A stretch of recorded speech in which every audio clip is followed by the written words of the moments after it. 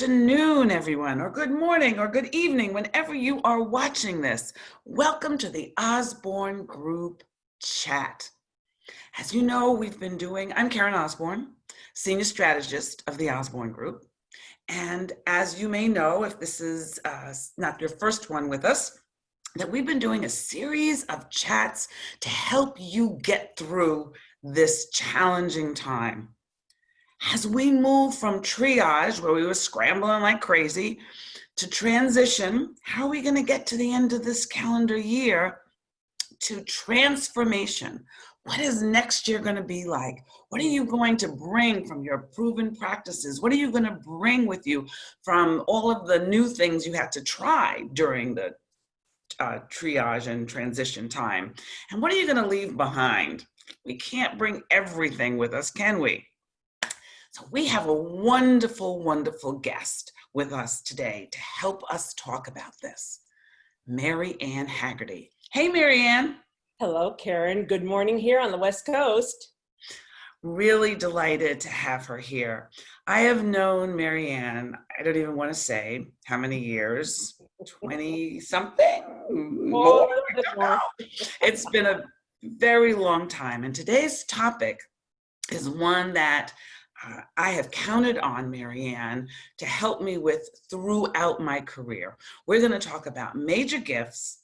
We're going to talk about metrics, data, analytics, and your bottom line. I was not a data person when I met Marianne. I'll just admit it. I was not. I got on her last nerve because I wasn't. And she made a believer out of me, and she's going to help you today. So let me formally introduce Marianne, and I have to read her bio. So Marianne is currently the Assistant Vice President of Advancement Services at CalTech, which is one of the most prestigious universities in the country. And her career has run the gamut. She has done everything from running advancement services, which is when I met her, she was head of advancement services at Trinity College, to being a vice president of development at Easter Seals. So she knows the not-for-profit world as well as the university world. She has been a frontline fundraiser. And as part of that, she's raised millions of dollars. So she has walked in your shoes as a frontline fundraiser. She's been an amazing manager. For the past 5 years, Marianne has managed the finance and facilities, strategic planning, talent management, database of record, the database of record, data warehouse, and Tableau, which is what is Tableau, Marianne? We use it for prospect visual reporting. It's a software type prospect visual reporting for CalTech's Advancement and Alumni Relations Division. In prior jobs, Marianne led a 35-person team for a 5-year, $26 million project. She implemented a pan-institutional donor and member database. I love that expression. In her frontline work, she managed a centralized annual giving program, initiating a higher-end annual fund program, increasing by 36% gifts to a small school. So she also, big university, small independent school, not-for-profit, on this side, on the advancement services side, and on this side, on the frontline fundraising. I always used to joke that she was bilingual because Marianne could speak to her teams so that they understood the fundraisers, and she could speak to the fundraisers so they could understand her team. Marianne believes that advancement services as a profession can add immeasurably to the bottom line of organizations that enhance our lives and fulfill our missions. Welcome. Welcome. Oh, thank you, Karen. It's wonderful to be here with a longtime colleague and best friend and mentor. Oh, that's so sweet. Yeah. Because you have mentored me. It happens to be true, so that's good. Yes, it's been awesome. So my first question that I wanted to start with is we need to define our terms. Right. You know, even as we were preparing for this, I said to Marianne, I said, okay, run those terms by me again. So if you could define for us metrics, data, and analytics. Sure, absolutely. And so many things are used interchangeably. Sometimes you'll hear machine learning, artificial intelligence. But the way I look at it straightforwardly is metrics are not only the goals that an individual may have, but they're more fulsome. They are the way the organization is right now.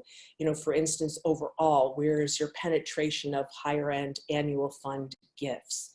What is the state of the organization overall? So you can have individual metrics, organizational metrics, and trying to get a status of where things are. Then data, it's discrete pieces of information: your employer, your address, your name, the building blocks. Now, analytics I find to be the sweet spot, and you're getting into the gold standard of how to use information in the best ways to move your programs forward. And that's a step up from data and metrics. So, because what you're trying to do is you're trying to get all of this information and turn it into knowledge so you can take actions. So the goal is to make, you know, your organization smarter and make good decisions for better outcomes. And if I could nerd out for just 1 minute. All right, so we have your old-fashioned descriptive analytics, which people love. 90% of what we do is descriptive analytics. What happened? What in our past has happened, you know, and then why did it happen? And we like to look at that a lot. We like to look at the history and past and try to discover, and that's important. The next step up, though, would be more descriptive, predictive rather, analytics. And that would be, all right, we have all this information. Can we make a predictive model for who's going to be our next transformational gift donor pool? Can we have predictive analytics that can tell us who are going to be the best donor retention group at a certain level? Can we write a predictive model based on our information and perhaps input from other information, big data providers? And can we show how we can grow our annual fund, those kinds of activities, if we want to increase alumni engagement, if we want to reach more people through our communications and make sure they're opening the emails, they're reading, and they're responding. So I find that that is the next big step if we want to take action. Of course, that takes more organizational change, because what if you have to hire different people? What if you're taking a chance on a new testing part of your field, of your donor base or that? Then if you want to get really fancy and be like a Google or a Goodreads or a Netflix, you are trying to persuade somebody to make a decision. You are trying to persuade somebody to give to something that you care about.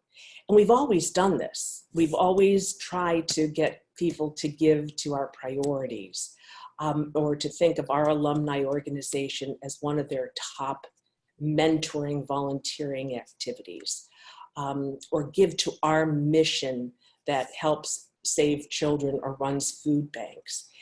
But prescriptive analytics takes some real rigor and discipline, and sometimes a leap of faith. I don't know too many people in our field who are doing it right now, but I'm trying to keep my ear to the ground and see if they are. Yes, yes, yes, yes. And when you talk about persuading people, it's not just persuading donors and prospective donors, it's persuading people our analytics can help persuade people, and our predictive analytics can persuade people internally as well. Isn't that right? Oh, yes, that can. It can. First of all, it can persuade our program leaders and development staff to take risks or to think about things differently. It can persuade our leadership who are in charge of budgets to take a chance on us and show how we can answer needs that are more important now, like the bottom line for unrestricted dollars, or people trying to raise more dollars to help students impacted by the pandemics. Internal faculty and program leaders who run labs, that these are the right ways in which to concentrate our precious resources and not just to send mailings to people who had been previous students. Is Yeah. that what you were thinking? Yes, absolutely. That's exactly what I was thinking. So here we are in this. I mean, that all sounds wonderful. It sounds like nirvana.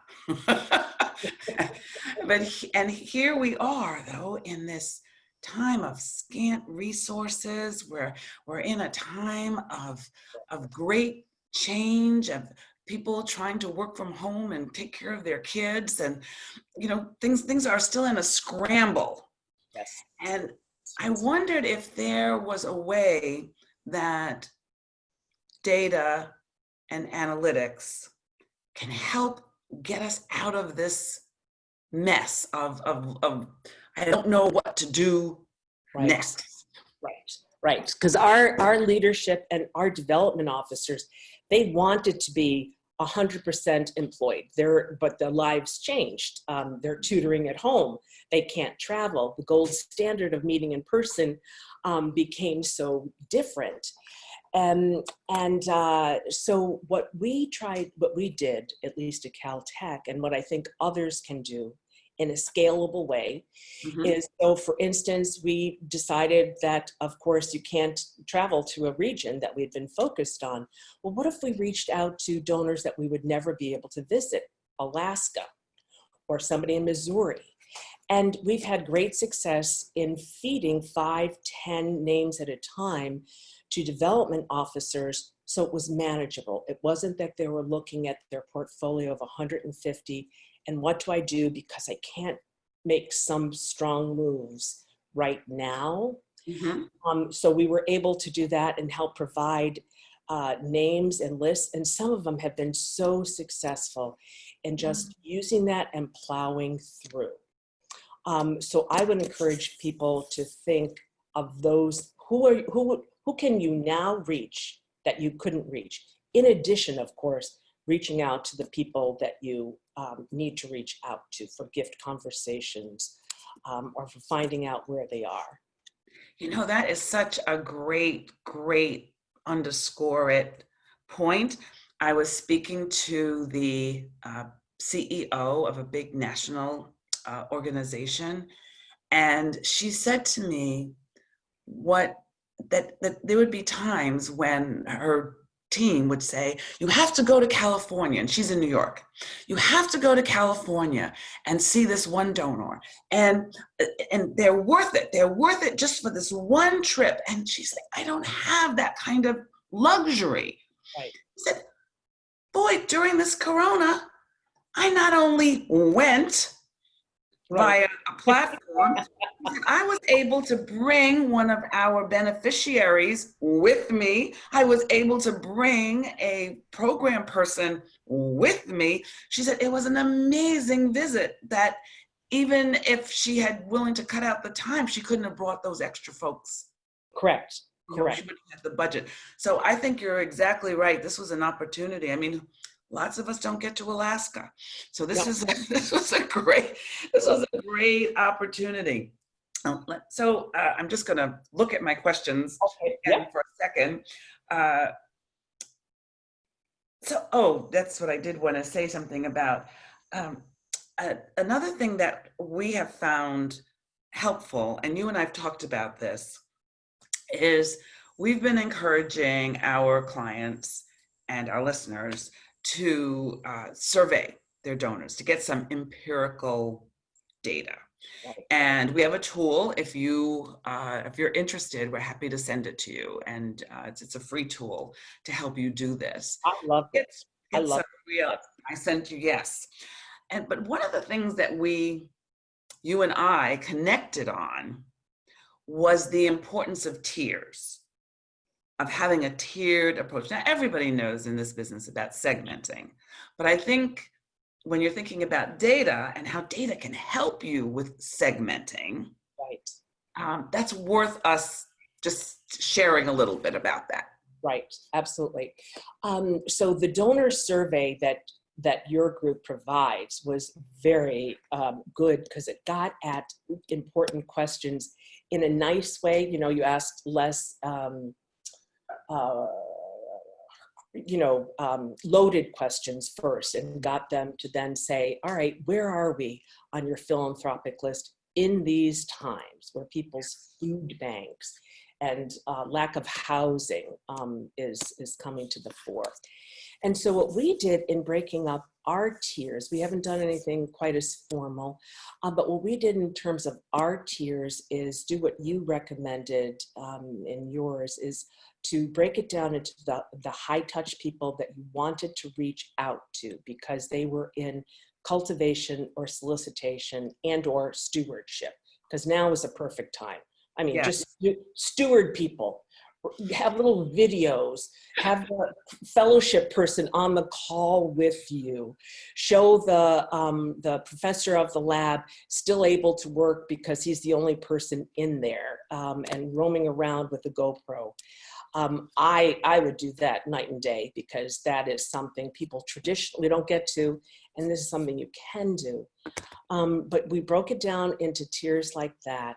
And then, of course, what I mentioned about the being able to qualify more people that we hadn't.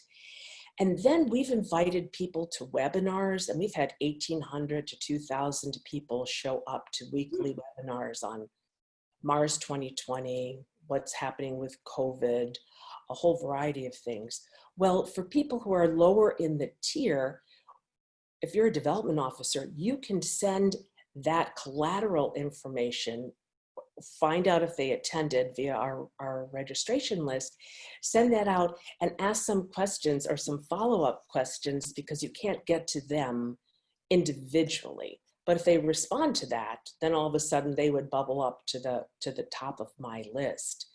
And then, like you had mentioned, the people that you would have a communication strategy for, you're making sure that they're getting your updates and your campus updates or your nonprofit updates about impact and trying to see if at least if their open rate is where you want it. Yeah. So really using all the data by saying, these are my most important, these are my middle, these are my bottom. And here are ways, what I loved about your example is it reminds us that there are ways to steward and engage people from afar. Yes. And it's not all about just pumping information out. Because you mentioned, ask this follow-up question, find out how they felt, do that follow-up. Because when we just pump information out, you know, so many people use social media that way. Just telling instead of enrolling and engaging. So I loved that that example. I'm very interested in this because I think you have a different take than one of our earlier chats. And so I'm very interested in your thoughts. One of our earlier chats was with the VP of Advancement at Emory University. Mm-hmm. Mm-hmm. And I love her. She's very compelling, very compelling. And I asked her straight up, I said, how are you using metrics in this crazy time? How are you changing the metrics, or are you? How are you changing goals? You know, what are you doing? And she said, we are not changing metrics, we're changing methodology. But we are hitting our numbers, we're hitting our numbers. And then you and I started talking about it, and you said, not everybody's in her lovely position. So I wonder if you could talk a little bit about how people might think about changing their metrics during this time, at least what they should be considering. Right, right. We also, I found her very compelling. We also at CalTech, and we reached out to about 10 or 12 peers, and our boss belongs to the Case 50, and they check in every other week, if not every week. Mm. And a lot of private universities didn't change their metrics right away. Some publics did,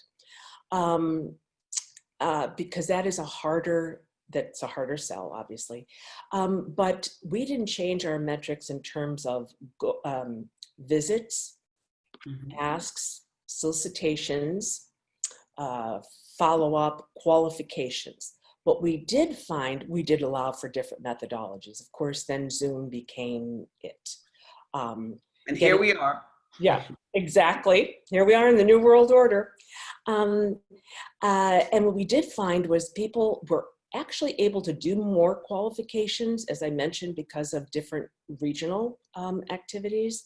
And people were able to get through some of their qualifications quicker, and that made them feel better about their portfolio if it was languishing. They were able to do more stewardship. So visits and some other indicators stayed the same, and they're meeting and exceeding. Our fiscal year doesn't end until the end of September, so we were only halfway through the year when travel stopped. The country shut down. We've not found that our solicitations and our dollars raised are at the level that they would have been pre-pandemic. So it'll be interesting to see as the VSE numbers come out and Okay, VSC? Oh, voluntary support. Most educational institutions say how much they raised in cash and the whole variety of breakdown of constituents. And then a whole variety of organizations, including the Educational Advisory Board. We belong to that. And it tells us where organizations are in terms of campaign and or yearly commitments, not just dollars raised. But I think a lot of places are going to find that the dollars raised or the proposals closed are not going to be at the same rates. I think that solicitations will continue, but at a slower pace that we're finding. Donors' real estate deals are dropping through. Real estate is no longer going to be the office nirvana that people go to.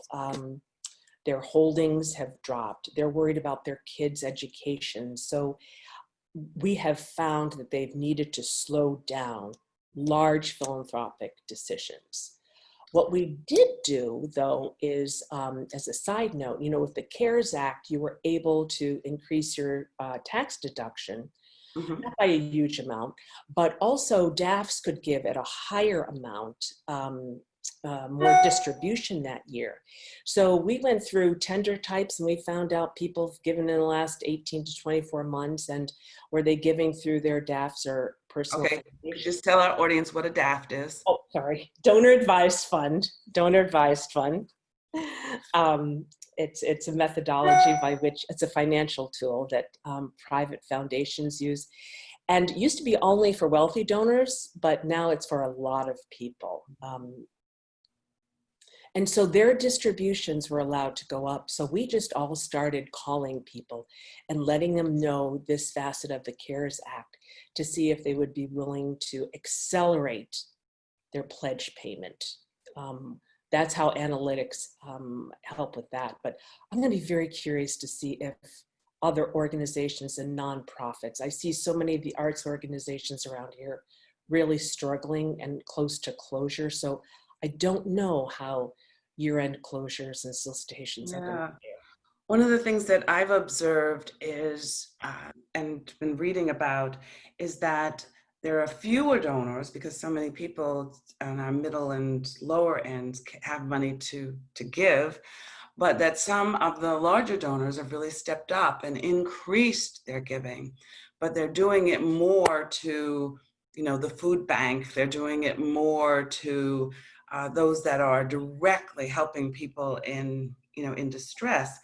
And what we've been advising our clients about is to talk about your mission so that it is relevant to Yes. what is going on right now. Show the impact that you are having in your community. What it is that you're doing. People are still giving. Yes. And there are lots of people who still have money. I think we get Yeah. scared because, oh my goodness, it's the world has come apart, but not all of the world has come apart. Stock market is still rolling. Rolling along. So I think the biggest thing, and I'm so glad to hear you say that folks are still qualifying. They're Yes. still, the biggest thing that I have seen is that it is when we don't reach out that we lose money. Absolutely.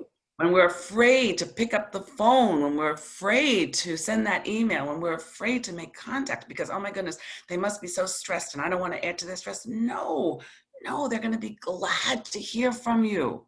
Glad to hear from you. Pick up the darn phone and ask your data folks to give you the information they Best names possible at the shortest amount of time. Oh, I love that. Best names possible in the shortest amount of time. We can do that. That's what we need to do. That is what we need to do. One of the things that I wanted to talk about, make sure we don't run out of time to talk about, are individual metrics. Mm-hmm. And the worry Mm-hmm. that many major gift officers have, that somehow it's a judgment and punitive, as opposed to these metrics can help me, it can help the team, it can help the organization and the institution. So I wonder if you could just speak a little bit about the kinds of metrics that a major gift officer should be thinking about, and how do they help me while I am also helping the team. And Right. It's too bad that metrics and individual goals have such a poor name, because they have been used punitively in different kinds of organizations.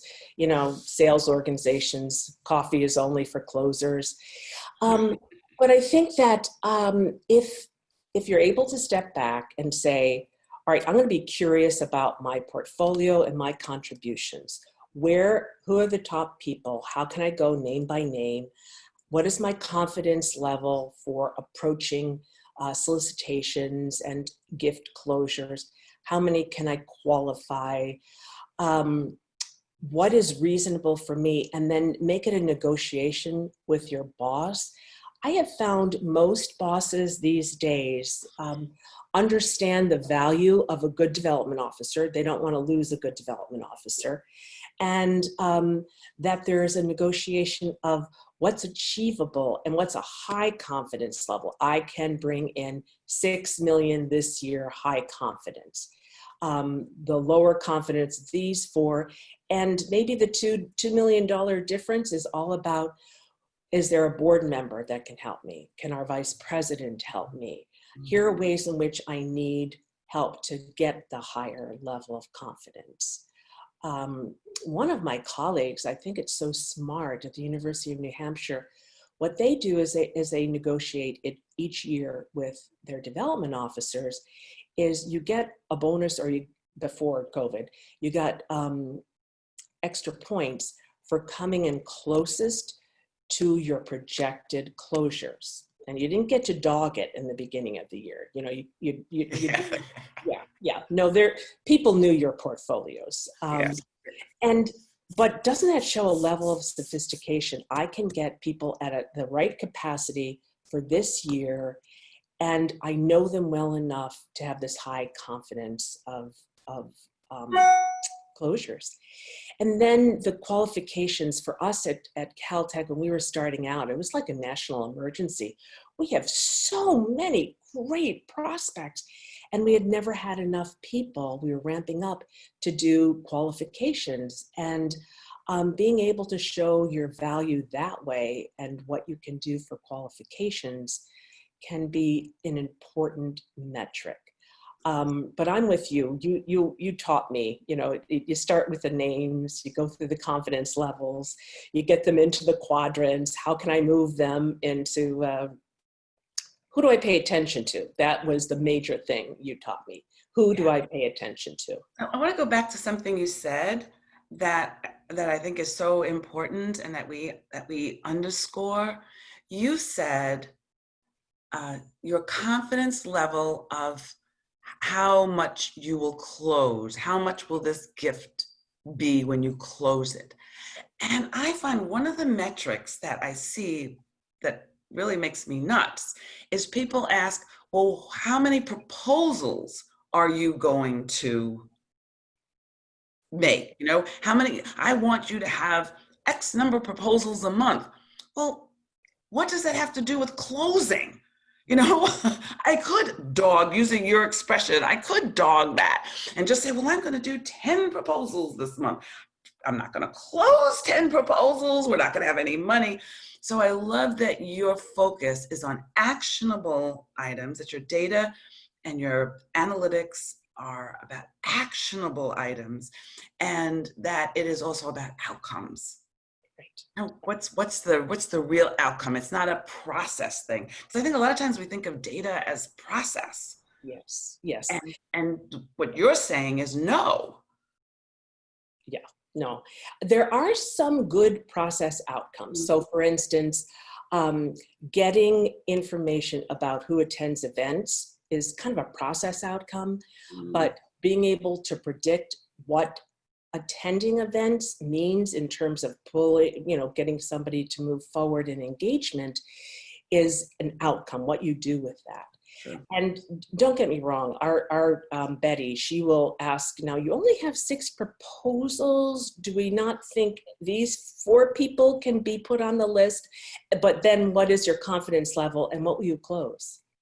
Excellent, excellent, excellent, excellent.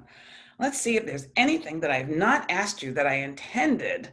Oh, I do remember. Oh. You had said in the beginning when I read your resume, you talked about Tableau. Yes. And I remember visiting CalTech, and you were bragging on your people. You were showing me your amazing team. Yes, And that's amazing. you dazzled me with visual analytics. And I just wonder if you could just take a minute, because just to share with our team, with the folks out there, what kinds of visual analytics is really helpful? Just a couple of examples. Sure, absolutely. We started with my old favorite, the table of gifts. I believe that is a thing of beauty. Even if you do it on a scratch pad, that table of gifts is essential. And a table of gifts that's interactive and starts showing you where the gift bands are in terms of closures, and are we populating new people in. That report has been an incredible. Interactive table of gifts. Yeah. Oh, yeah. Getting myself. Oh, yeah. And if I were a VP and I needed to be able to monitor and bring along, that's where I would start. I would start there to show where we are both in prospects and in closures at gift bands, because we have prospects and gift bands. And then what we tried to do for non-punitively is show development officers their health report card. Where have they touched their top prospects in the last 6 months? Were they lagging in their qualifications?